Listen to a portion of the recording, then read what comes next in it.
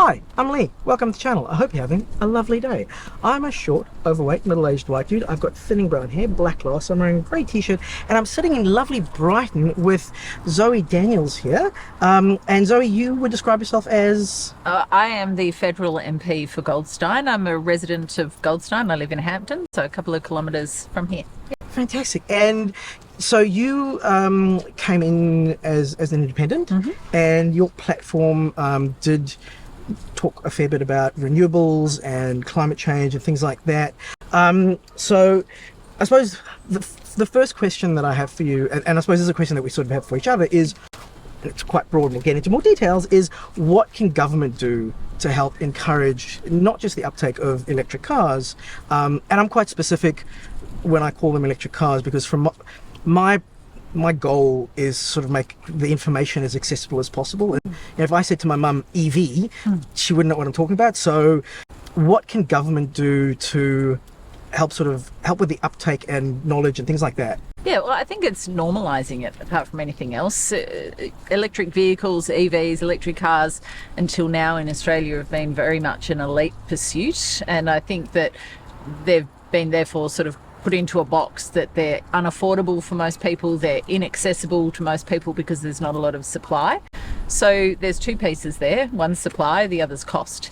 And that comes down to taxation regimes, incentives, and also finding incentives for the car companies to bring more EVs or electric cars into the country.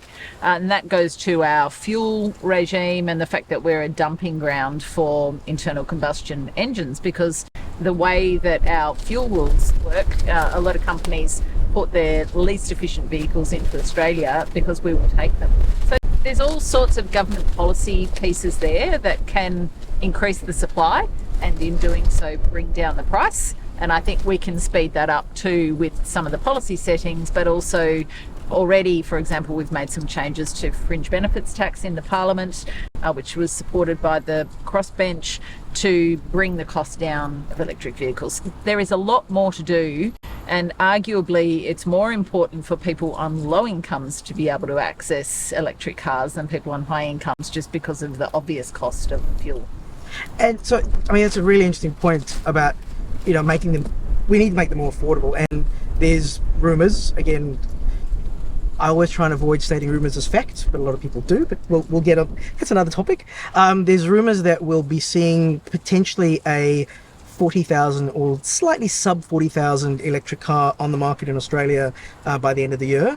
And that's a good start, but even there we sort of need to get them down to 30,000, so on. So you mentioned things like fuel, what's the emissions rules. I believe Australia is one of the few countries in our economic bracket of countries that doesn't have something like that. Is that correct? Well, our standards are way more loose than any other comparable country, basically. And there's two issues. One is that the fuel that we use here in Australia is dirtier than other countries, but also that our emission standards for vehicles are much looser than other countries. So that means that car companies can put their least efficient vehicles into Australia and we'll accept them. Other countries, the rules are a lot tighter. So you get, firstly, more efficient internal combustion engine vehicles, but that also creates an incentive for the car companies to say, well, let's push more electric vehicles into those countries. So, there are some policy settings that I think are kind of just entrenched and historical that can change the number of electric vehicles that are coming into the country, but also people's perspectives about whether it's for them. Certainly, you're absolutely right. Having access to vehicles in that, I won't say lower bracket, affordable bracket, sort of standard cost bracket. If you're buying a new car, you should be able to buy a new car, really, if it's a small car, for 20,000 Australian dollars, 25,000, 30, 35, 40. At the moment, you're kind of looking at the 70 range at the lower end of electric vehicles, and a lot are much more expensive than that. That cuts out a lot of people. Well, so just a little bit on that. So probably the two of the cheapest cars at the moment are the BYD Atto 3 and the MG ZS. Yep. And those are in the 47, 49,000. Sure. So we can, and I did do a little look at one of those cars, and for the money, they're they're pretty good. So moving on to communication and getting the message out. And I mean, one of my big things with my channel is to try and make, I'm trying to show people, because I'm not a car person, but I'm just interested in this sort of thing and showing that it's actually, it's fine. It's not a big deal. Yeah. How do we get, and it's interesting. So I was at an electric car show in Sydney last weekend, and it was interesting walking around going, right, well, the people who are here, the demographics, they're convinced. They're either convinced or they're curious and on the thing. What can, I suppose, not public people do, but also how can government work on a comms level to reach the people who aren't either thinking about it because they've got other stuff going on in their life, or who are maybe they have a certain view of the world and that's coloured their view, and they may have some misunderstanding, trying to be very diplomatic, and they may have some misunderstandings about electric stuff. What can government do to help get the message out, I suppose? Yeah, well, I think the point you've made about the fact that, there is a narrow band of a couple of cheaper electric vehicles on the market. People need to know that they're available, but also we need supply. I've been on a waiting list for an electric car for about 12 months, and it's just been pushed out another month.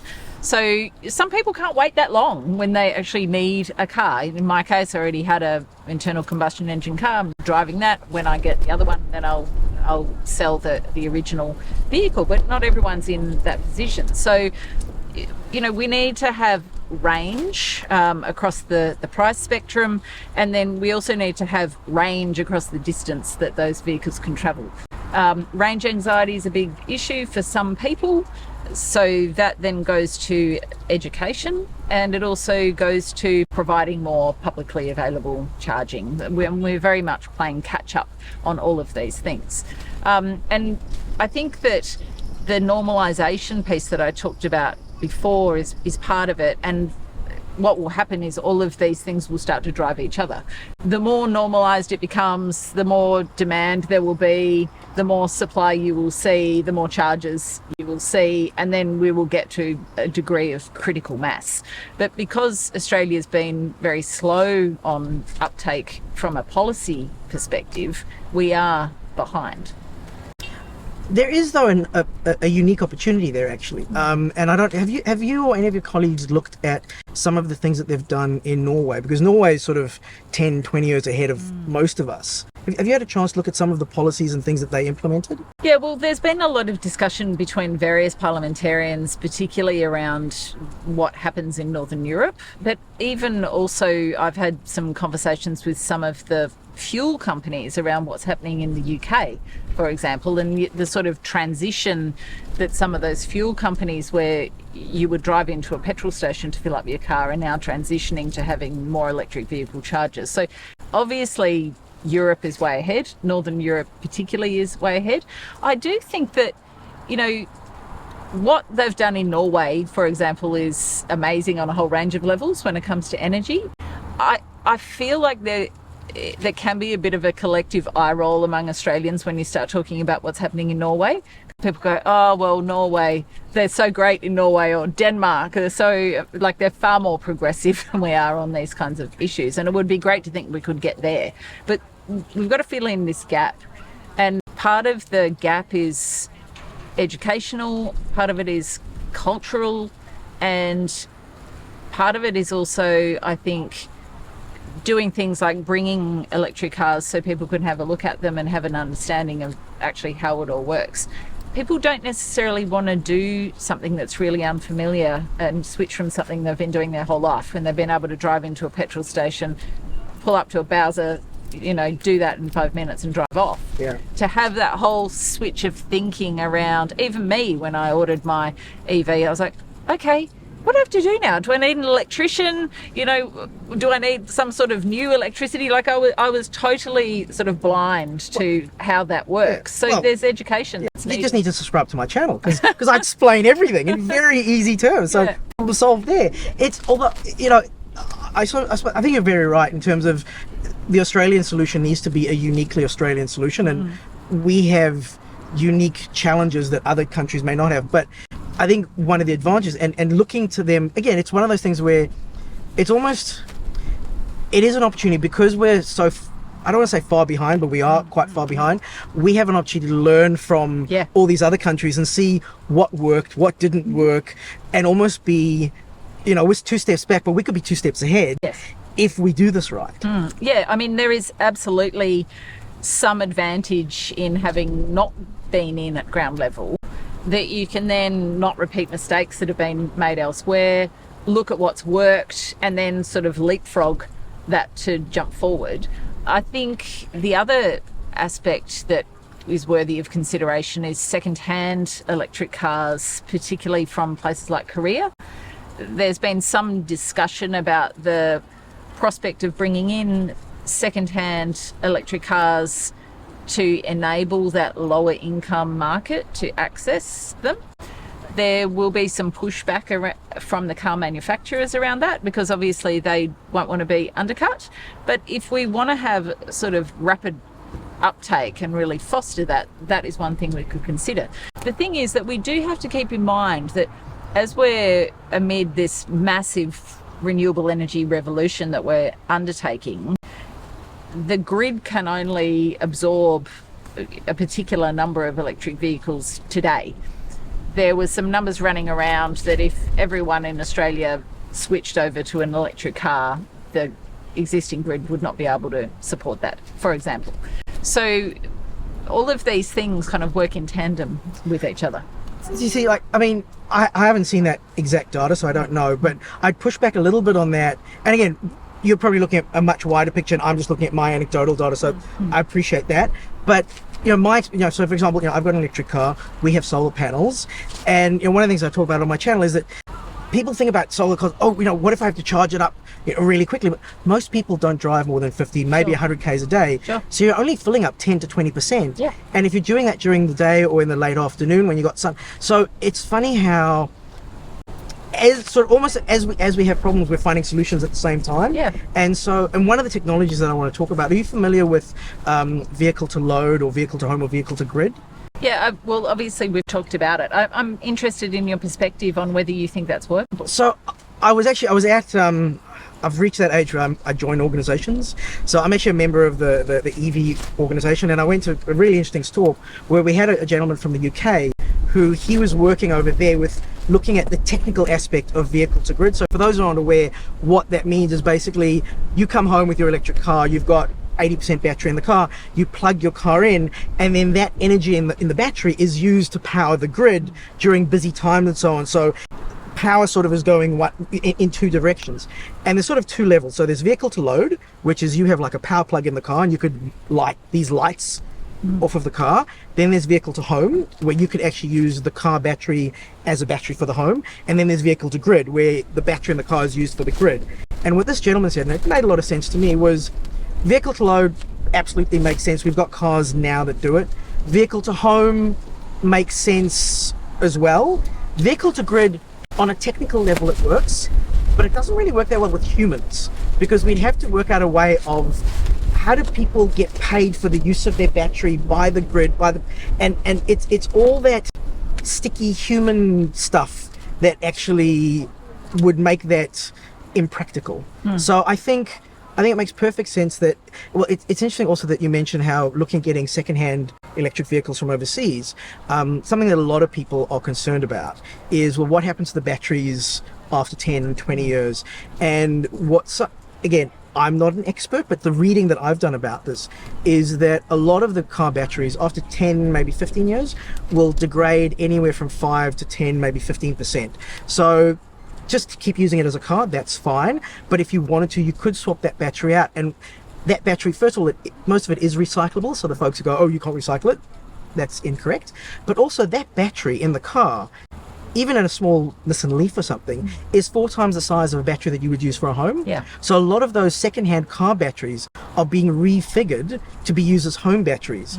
And you get another 10, 20 years out of that, and then recycle it. So as we've got solutions. So, Yes. so yeah. It's a fascinating conversation, isn't it? And it's kind of like, it's a bit of a mind-opening process, I think, where we can sort of consider, okay, what can we do? how do we do it? How do we educate people around how to do it and that it is viable? And then how do we implement it around those human factors that you're talking about? I mean, some of what you're saying around using a car battery to grid kind of technology is very similar to the community battery conversation that's going on, where, you know, community households, as we've been discussing here today, can export their solar energy into a battery, but what do they get for that? You know, so then there's a transactional question. But from an environmental point of view, it seems logical. So then there's that other piece to work out. And I feel also that the technology is advancing so quickly, the costs are changing so fast, the disincentives will start to fall away, and all of this will start to feel a lot more natural and easy. In many ways, I think of some of this technology in a similar way to sort of the advent of mobile phones, where previously it was like, well, why would you need that? And then, oh, why would you need a camera on your phone? And now none of us go anywhere without it. And I think that the same sort of thing will happen when it comes to electric cars. It's funny you say that, because that's the comparison I often make with subsidies for electric cars, where I appreciate you feel like you're giving, why are we giving someone who's buying, if you can afford a $60,000 car, why do you need a discount? But that discount is helping encourage people who weren't going to get an electric car. Oh, I was going to pay $60,000 anyway, but the discount might make me get electric, and the more people who buy that through the economics of scale will eventually make all the cars cheaper. I'm being told that we were sort of running out of time. I do have one last question, if you don't mind, and this one, again, a little bit of a roundabout, but as an independent, I suppose one of the challenges is you're not in government per se, so how do you go about driving these I mean, you can have the conversations, but how do you go about pulling the levers of power to make stuff happen? Well, I think there's a couple of pieces there. One is social license. So we have these conversations in community. You start to help community attitudes develop, help educate, support positive change. And there's all sorts of aspects to that around community engagement, education, forming groups, getting people together, getting people to come up with their own solutions, and community collaboration. And then taking that information that's developed within the community and the feedback back to the government and feeding it back to them. So it's sort of two tracks running together. And then once that social license develops, then governments sort of start to go, oh, community wants this, we better do it, because you create a movement. And one thing that I have learnt since being in politics is that probably 80% of what happens behind the scenes, not in front, or sort of below the surface, not above. And so these kinds of conversations can be happening in the background and being seeded in the background with various ministers, and they sort of go, oh, and then they observe what's happening in community and they make that connection, and that's when you start to see the shift. So it's almost top down driving the bottom up, which then drives the top. Yes, and the two things meet and everyone's happy. Happy days. Well, Zoe, thank you so much for your time. I really appreciate it. If you have enjoyed this, if you found it educational, please like and subscribe. If you have subscribed already, thank you so much for the support, and we'll catch you on the next time. Safe and happy driving.